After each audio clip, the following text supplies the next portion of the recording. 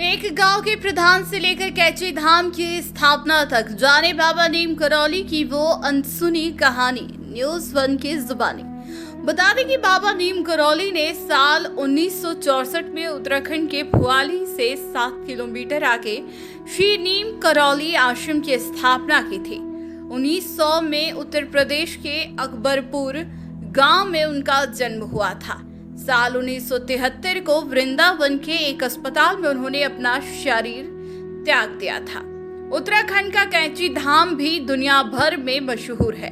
Cricketer Virat Kohli, Facebook के संस्थापक mark Zuckerberg, Apple के सह-संस्थापक स्टीव जॉब्स समेत कई नामचीन लोग धाम में बाबा नीम करौली के दर्शन को जा चुके हैं।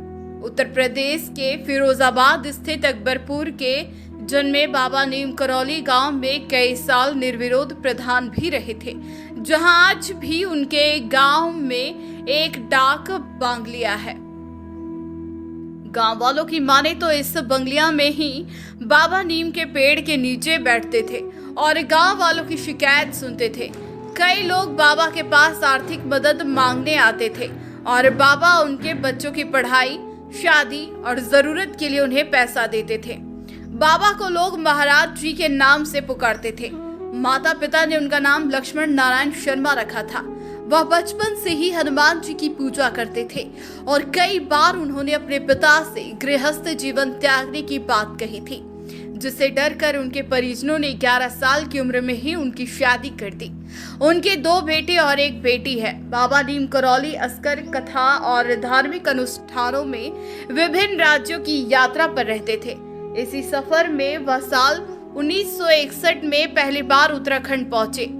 यह जगह उन्हें इतनी पसंद आई कि साल 1964 में भुआली से 7 किलोमीटर आगे उन्होंने श्री नीम करौली आश्रम की स्थापना की थी। आज इसे ही नीम करौली धाम के नाम से जाना जाता है और साल भर यहाँ श्रद्धालु दर्शन के लिए जाते हैं। आश्रम की नींव उन्होंने अपने दोस्त पूर्णानंद के साथ मिलकर रखी थी। बाबा को संस्कृत का काफी ज्ञान था। साल 1973 को वृंदावन के एक अस्पताल में उन्होंने अपना शरीर त्याग दिया था। वृंदावन में ही उनका समाधि स्थल है। Bureau report, news 1।